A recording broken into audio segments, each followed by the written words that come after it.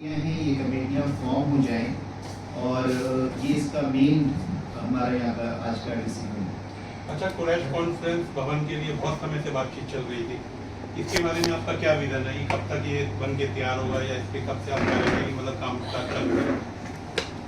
कुरैश भवन को लेके जो पहला सेशन था उसका सबसे मेन एजेंडा कुरैश भवन की प्लानिंग ही थी और जिसमें ये तय पाया गया है कि कम से कम 5 बीघे में कुरैश भवन बनी। कुरैश भवन हमारी एकता का प्रतीक हो, वो ईंट गारे का एक इमारत ना हो, वहाँ से लोगों के जो सपने हैं वो पूरे हो, इनकी लीडरशिप क्लासेस लगे, विमेन का एम्पावरमेंट हो, बुजुर्गों का प्रॉपर तरीके से जो काउंसलिंग है वो सब चीज़ें उनकी सलाहियतों को यूज़ किया जाए। स्किल डेवलपमेंट सेंटर का हिस्सा बनी, जो लोग दिल्ली आते हैं पूरे देश से उनके ठहरने की एक जगह बनी। तो इसको हमने दिसंबर 2027 तक इसको प्लान किया है और ये 5 बीघे में हो, कम से कम 20 करोड़ का इसका बजट अभी एक किया है, एक कमेटी गठित की है जिसमें हाजी अफसर कुरैशी साहब को कुरैश भवन कमेटी का इनको हेड बनाया गया है। इनके साथ अब्दुल रशीद साहब जो कि एडवोकेट है सुप्रीम कोर्ट में और जस्टिस अब्दुल सत्तार साहब के बेटे हैं, उनको उस कमेटी में रखा गया है। तंजीम साहब को रखा गया है। हमारे असलम कुरैशी साहब जो कि साइंटिस्ट हैं, आलिम हैं, इंजीनियर हैं, वो उसका हिस्सा रहे हैं। हाजी शहजाद साहब जो कि एक बहुत ही अपराइट बिजनेसमैन हैं, उसको उनको रखा गया है।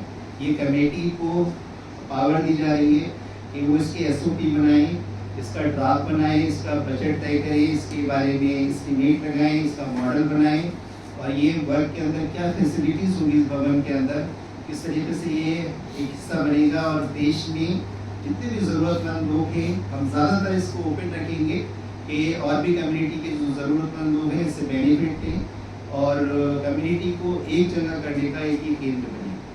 अभी एक सनोवर साहब, बहुत सुनने में आया है कि जो मीट का कारोबार करने वाले सबसे ज़्यादा परेशान रहते हैं। क्या ऐसी कोई लीगल टीम है जो आपने बनाई हो जो हर स्टेट के अंदर काम करे, या कुरैश कॉन्फ्रेंस का जो भवन बनेगा ऐसा कोई विचार किया है कि ऐसा कोई विभाग रखा जाएगा वहाँ पर? देखिए, अभी तक जो है सेंट्रल टीम या जो लॉयर हमसे जुड़े हुए हैं अलग अलग पोस्टों में, अलग अलग प्रदेशों में, वो अपनी जिम्मेदारियां निभा रहे हैं। मगर फुल फ्लेश तरीके से आज ये वन ऑफ द डिसीजन है कि लीगल कमेटी हर ज़िले में बनाई जाए, जो कि जिस ज़िले के जो लीगल इशू है, चाहे वो ट्रांसपोर्टर का, कैटल ट्रेडर का और जो है जितने भी एनिमल कैटल ट्रेडर्स हैं या मीट शॉप्स ओनर हैं, तो उनके ज़िले में ही उनकी लीगल समस्याओं का हल तलाश किया जाए। तो ये हर ज़िले में प्रदेश अध्यक्ष जी को निवेदन किया जा रहा है उनको कि वो अपने सब ज़िलों में जो है एक लीगल कमेटी ज़रूर इसको फॉर्म करेगी। जिस प्रकार की वर्तमान सरकार के जो जैसी मंशा है, क्या ये सब संभव है? देखिए, ये सब चीज़ें आपकी तालीम से जुड़ी हुई हैं। हम फ्रीली आते हैं, जाते हैं, हम अपनी इबादत को तरीके से करते हैं, हमें जो आज़ादी है हम उसको कर रहे हैं और ये हमारी तालीम से जुड़ी हुई बातें हैं। हमें कोई नहीं रोक रहा कि आप लीगल कमेटी बनाएं, हमें कारोबार की कमेटी बनाएं, हमारी तालीम की कमेटी बनाएं।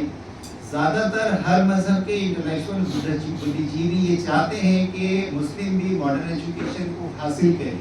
मगर बार बार टारगेट हो जाते हो ना आप लोग, मतलब कुछ ना करते हुए भी, मतलब कि ये समाज जो है मतलब कि टारगेट पे आ जाता है। अभी बहुत सारे मतलब कि यूपी में बूचड़ खाने बंद कर दिए गए जो लीगल तरीके से चल रहे थे। जब कुछ ऐसी मतलब कि तीज त्यौहार ऐसे आते हैं हिंदुओं के, तो उसमें सबसे पहले टारगेट इनको ही किया जाता है, उनकी ही दुकानें बंद हो जाती हैं।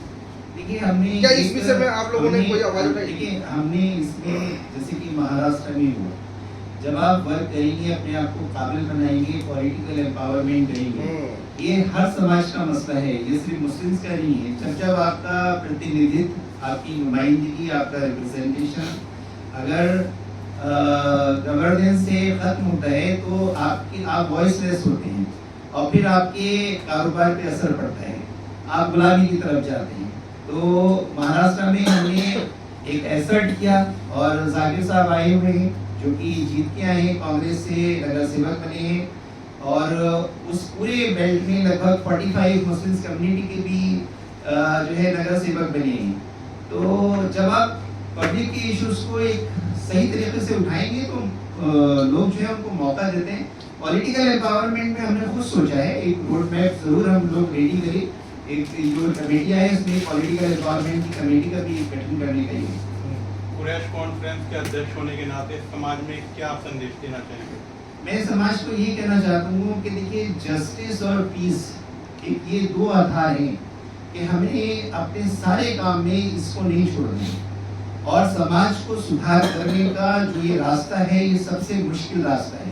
जो लोग इसको चुनते हैं वो समझें कि वो एक बहुत बड़ी जिम्मेदारी लेकर चल रहे हैं।